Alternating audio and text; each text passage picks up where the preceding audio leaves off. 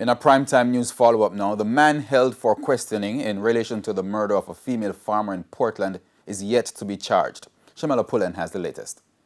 The eldest daughter of 60-year-old Cynthia Hines searching through the rubble for her mother's remains.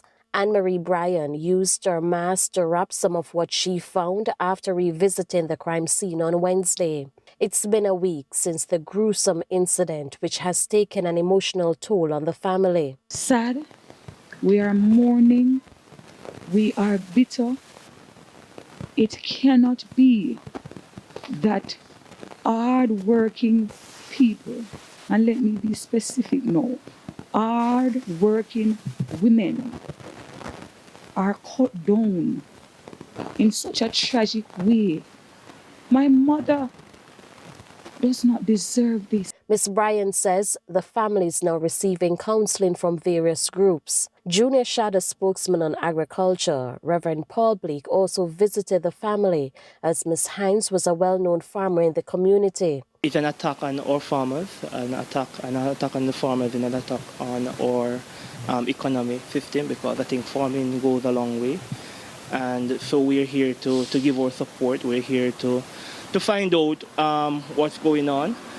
And we're here just to send a message that we care about our farmers and we want to ensure that our farmers are protected in any way possible. So far, the police say a man has since been taken in for questioning, but he hasn't been charged. Meanwhile, Ms. Bryan is making this appeal to Prime Minister Andrew Holness. As our leader, as a husband, as a father, as a friend, as an individual who is highly respected, I do hope that though we are mourning, you will use this opportunity to ensure that no other family will have to grieve in the way or even worse than what we are presently facing. Shamala Pullen, TVJ News.